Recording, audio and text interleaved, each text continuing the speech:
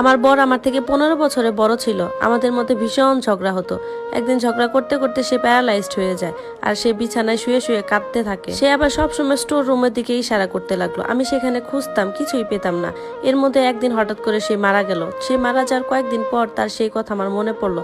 এরপর আমি স্টোর রুমে গিয়ে দেখলাম, যেই না আমি স্টোর রুমের দরজাটা খুললাম, সাথে সাথে মনে হচ্ছিল আমার প্রাণটাই বেরিয়ে যাবে। আমার নাম ববিতা। আমি দেখতে খুব সুন্দর ছিলাম না, কিন্তু আমার মা বাবা আমাকে একটা বয়স্ক লোকের সাথে বিয়ে দিয়ে দিয়েছিল, যে কিনা অনেক বড় চাকরি করত, অনেক টাকা পয়সা মালিক ছিল। তার মাথায় তো একটা চুলও ছিল না। বাইরে যখন দুজনে ঘুরতে যাইতাম তখন লোকজন আমাকে তার মেয়ে ভাবতো। সে আমাকে সবসময় বলতো আমি যাতে বেশি করে খাওয়া দাওয়া করে নিজের ওজন বাড়াই, যাতে আমাকে বয়স্ক লাগে।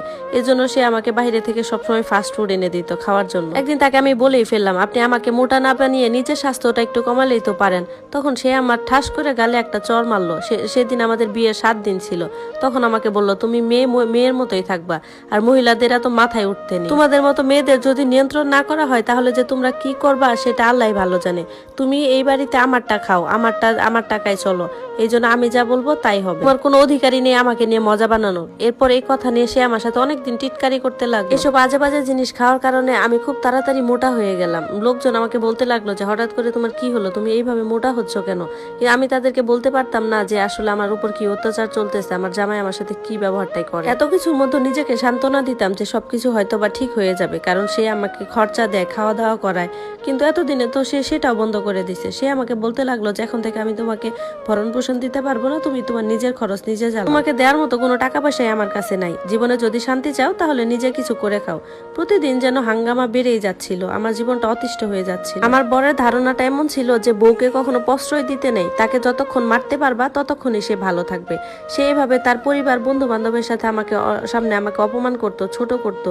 আমার এমন একটা অবস্থা হয়ে গেছিল যেটা আমি কারোর সাথে শেয়ারও করতে পারতাম না। আমি তখন সব রকম ভাবে চেষ্টা করতে লাগলাম যে কি করলে আমি তার পছন্দের পাত্রী হব। তার পছন্দ অপছন্দের ব্যাপারে খেয়াল রাখতে লাগলাম, তার বলা সব কথাই মানতে লাগলাম। কিন্তু দিন শেষে কি হয়, সে সেই একই আচরণ করে, আমাকে মারধর করে, আমার সাথে খারাপ ব্যবহার করে। কখনো কখনো তো মনে হতো যে তার হয়তো বা অন্য কোনো পছন্দ আছে, যার কারণে সে আমার সাথে এরকম রাগ দেখায়। আমার বড় একটা বড় অফিসে চাকরি করতো, সেখানে সে অনেক ঘুষ নিত। সে তার ইচ্ছা মতো গাড়ি পাল্টাতো, ফোন পাল্টাতো, নিজের সব শখ পূরণ করতো। কিন্তু তার এত টাকা পয়সা থাকা সত্ত্বেও আমার জন্য একটা টাকাও সে খরচ করতো না। আমার জন্য যা খরচ হতো নিজে টাকা দিয়ে আমি করতাম। এভাবে দিন দিন আমাদের ঝগড়া লড়াই বাড়তেই থাকলো। লোকজন জানাজানি হয়ে গেল। এটা করতে করতে একদিন তো অতিরিক্ত হয়ে গেল। একদিন সে বিনা কারণে আমার সাথে রাগারাগি করতে লাগলো। এসে বলতেছে, আমি তোমাকে বলেছিলাম আমার জন্য ভালো ভালো খাবার রান্না করতে, আর তুমি কি করছো, শুধু ডাল রান্না করে রাখছো। আমি তাকে বললাম, যদি ভালো খাবার খেতে হয় তার জন্য তো টাকা লাগবে, আর আমার কাছে তো টাকা নাই, আমার তো স্যালারিও হয় নাই। আর এই কথা শোনা মাত্রই সে প্রচন্ড রেগে যায়, আর আমাদের মধ্যে অনেক ঝগড়া হয়। কথায় কথায় এক পর্যায়ে সে বলে উঠলো যে আমি তোমার সাথে আর থাকতে চাই না, তোমাকে আমার ভালো লাগে না। এরকম বলতে বলতে আরো বলতেছে যে আমি নাকি সব গন্ডগোলের মূল। কথা চলতে চলতে কোথায় শুরু হলো আর কোথায় শেষ হয়ে গেল কিছুই বুঝতে পারলাম না। সে বলতে লাগলো জোরে জোরে চিৎকার করে যে আমি তোমার সাথে থাকতে বাধ্য হয়েছি। ঝগড়ার এক পর্যায়ে তার ব্লাড প্রেশার বেড়ে গেল, সে হার্ট অ্যাটাক করে ফেললো। এত রাতের বেলা আমি মহিলা মানুষ, তাকে নিয়ে কি করি, দৌড়ে হাসপাতালে নিয়ে গেলাম। হাসপাতালে নিয়ে যাওয়ার পর ডাক্তার দেখে বললো আপনি অনেক দেরি করে ফেলেছেন, আপনার বরের হার্ট অ্যাটাক হয়ে গেছে, আর সে প্যারালাইজড হয়ে গেছে। তা এখন তার শরীর পুরোটাই বেকার হয়ে গেছে, এখন শুধু তার চোখ দুটো আর 2-3টা আঙুল নাড়াতে পারবে। সে প্রচন্ড রেগে গিয়েছিল, আর রেগে যাওয়ার কারণে নিজের ক্ষতি নিজেই করে ফেলছে। সপ্তাহখানেক হসপিটালে থাকার পর তাকে বাসায় নিয়ে আসলাম। সে তো কিছু বলতেও পারতো না, কোনো কাজও পারতো না। আমি তার সেবা যত্ন করতে লাগলাম, কিন্তু সে তার কৃতকর্মের জন্য একটু লজ্জা বোধ করেনি। আমি ওইসব দেখে খুশি ছিলাম না, কারণ সে যেমনই হোক আমার বর ছিল। এরপর তো দিনে দিনে আমার সংসারে টাকার অভাব হতে লাগলো, কারণ আমি যে টাকা স্যালারি পেতাম সেটা দিয়ে সংসার চালানো মুশকিল হয়ে যেত। তখন আমার হাজবেন্ডের কোনো বেতন ছিল না।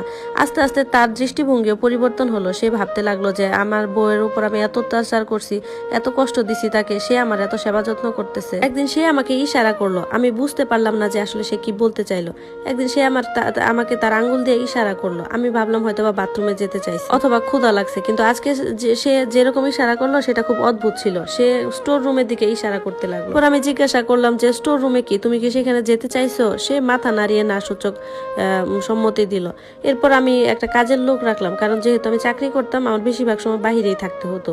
ওর দেখাশোনা করার জন্য কাজের লোকটা রেখে দিলাম। এদিকে চাকরি না করলে আমার সংসার চলবে কিভাবে? আমার বর তার অফিস থেকে যে ফান্ডটা পেত সেটাও তারা দিতে রাজি হচ্ছিল না, নানা বাহানা করতো। রোজ রাতে সে স্টোর রুমের দিকে ইশারা করতো আর কান্না করতো। আমার এই অবস্থা দেখে খুব খারাপ লাগতো, কারণ তার এই কষ্ট আমি সহ্য করতে পারতাম না। আমাদের বিয়ের 5 বছর হয়ে গিয়েছিল, কিন্তু এই 5 বছরে সে আমাকে একটুও শান্তি দেয়নি। আমার রক্ত, হাড়, মাংস সব জ্বালিয়ে খেয়েছিল।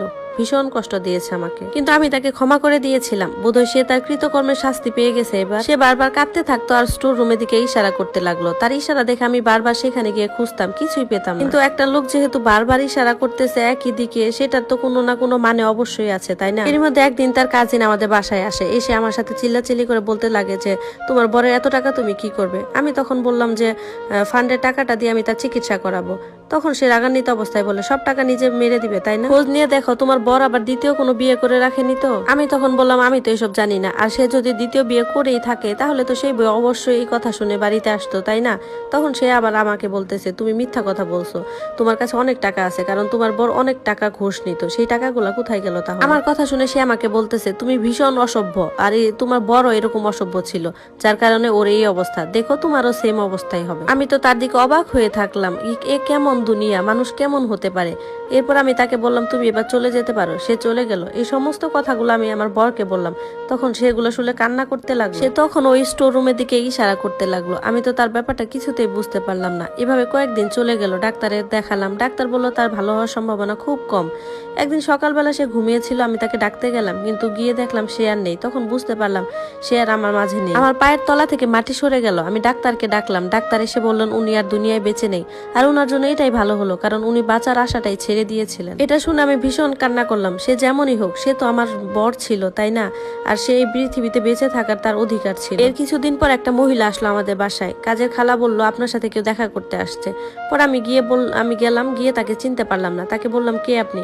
তখন সে বলতেছে আমি তোমার বরের দ্বিতীয় বউ, সে এখন মরে গেছে, আমি আর আমার বাচ্চার ভাগ নিতে চাই। তোমার বর 3 বছর আগে তোমার থেকে লুকিয়ে আমাকে বিয়ে করেছিল। এবার আমি এই 3 বছরের মধ্যে 2টা বাচ্চা নিয়ে আমি আমার আর আমার বাচ্চাদের অধিকার নিতে এসেছি। আমি ওই মেয়েটাকে বললাম তোমার কি লজ্জা করে না, আরেকজনের বরকে তুমি বিয়ে করেছো? তখন সে বলতেছে এটাতে আমার দোষ কোথায়, তোমার বরই তো আমাকে পছন্দ করতো, তোমাকে তোমার বরে ভালো লাগতো না, আমাকে ভালো লাগতো। যাই হোক এসব কথা ছাড়ো, এখন আমার ভাগের অংশ আমাকে বুঝিয়ে দাও। আমি তাকে বললাম শোনো, তোমার বরের যে ফান্ডের টাকা ছিল সেটা এখনো আসেনি, যদি আসে আমি তোমাকে পাঠিয়ে দিব। আমি আমার নিজের খরচ নিজে চালাই।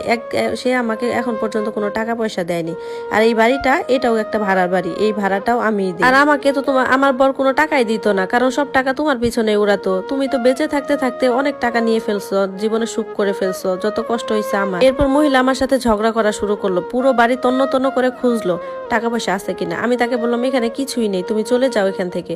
ওই মহিলা খুবই অসভ্য ছিল। এরপর যখন কিছু না পেলো সে চলে গেল বাড়ি থেকে। যাওয়ার সময় বলে গেল আমি তোমার উপর নজর রাখবো, যখন পয়সা আসবে আমি নিজেরটা ভাগ করে নিয়ে নিব। উনি চলে যাওয়ার পর কাজের মেয়ে বললো উনি নাকি ওই মেয়েটাকে চিনে। ভীষণ অসভ্য মহিলা, বড় লোকদের ছেলেদের নাকি পটায় এইভাবে টাকা পয়সা আদায় করে। এরপর আমি মনে মনে ভাবতে থাকলাম যে আমার কপালে কেন ভালো কিছু হয় না। আমার বর আমাকে আগে জ্বালাতো, আর সে চলে যাওয়ার পরও আমার গলা থেকে যেন সমস্যাগুলো নামছে। এরপর হঠাৎ আমার মাথায় আসলো যে সে কেন বারবার স্টোর রুমের দিকে ইশারা করতো, মারা যাওয়ার কিছুক্ষণ আগেও নাকি এরকম ইশারা করছে। এভাবে দিন দিন আমার হাতের অবস্থাও খারাপ হতে থাকে। আমি ঠিকমতো খাওয়া দাওয়া করতাম না, নিজের যত্নও নিতাম না। এদিকে তার দ্বিতীয় বউ বারবার ফোন দিয়ে আমাকে বিরক্ত করতে লাগলো টাকার জন্য। এরপর আমার হাতে একদমই টাকা পয়সা ছিল না। কাজের মেয়েটাকে ছাড়িয়ে দিলাম। কাজের মেয়ে চলে যাওয়ার পর ঘরটা অনেক নোংরা হতে লাগলো। একদিন ভাবলাম ঠিক আছে কি করার, তাহলে ঘরটাই আজকে একটু পরিষ্কার করে ফেলি। স্টোর রুমের দিকে চলে গেলাম। তখন আমার বরের কথা মনে পড়লো যে সে কেন সবসময় আমাকে স্টোর রুমের দিকে ইশারা করতো। তখন যখন দরজাটা খুললাম, আমার হাতটা দরজার সাথে লেগে একটা জোরে বাড়ি খেলো একটা ওয়ালের সাথে। আমার হাতে এত জোরে বাড়ি লাগছে যে ওয়ালের একটা টাইলস খুলে পড়লো। যে যখন আমি ওদিকে তাকালাম, আমি পায়ের নিচে মাটি সরে গেল। আমি আমার নিজের চোখকে বিশ্বাস করতে পারছিলাম না। দেওয়ালের পিছনে ছিল একটা ঘর। এসব দেখে তো আমার মাথায় বাজ পড়লো। সেখানে ছিল অনেক টাকা পয়সা, সোনা, আরো কত কিছু। তখনই বুঝতে পারলাম যে সে কেন বারবার এই দিকে ইশারা করতো।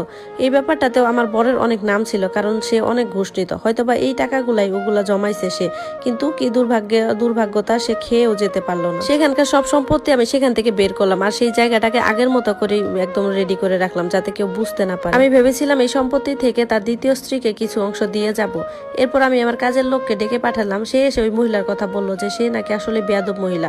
ওই মহিলার যে বাচ্চার কথা বলছিল সেই বাচ্চাটা নাকি অন্য কারো বাচ্চা, তারা এসে নিয়ে গেছে। ওই মহিলা আর কাজের খালা নাকি নাকি একই এলাকায় থাকে। এই মহিলা নাকি এরকমই সবার সাথে এরকম নাটক করে আর পয়সা আদায় করে। এরপর আমি কাজের মহিলাটিকে তার মাইনে দিলাম, দেওয়ার পর কিছু এক্সট্রা টাকাও দিয়ে দিলাম। সে ভাবছে হয়তো আমি আমার স্বামীর ফান্ডে টাকা পাইছি। এরপর আমি ওই শহর থেকে অন্য শহরে চলে গেলাম, সেখানে একটা চাকরি খুঁজে নিলাম। আজ আমার কাছে বাড়িও আছে, গাড়িও আছে, আর আমি আমার বরের নামে একটা অনাথ আশ্রম করেছি, কারণ এত সম্পত্তি এগুলো তো তারই ছিল। এই পয়সা সে তো আমাকে কখনো দিতেও চাইতো না, হয়তো বা আমার ভাগ্যে এটাই ছিল। এই ব্যাপারগুলো আমার কাছে অদ্ভুত লাগলো। তার টাকাগুলা দিয়ে আমি ভালো কিছু করতে চাইছিলাম। আমার বর আমার থেকে 15 বছর বড় ছিল, সে অনেক টাকা জমিয়েছে, কিন্তু একটা টাকাও ভোগ করে যেতে পারেনি।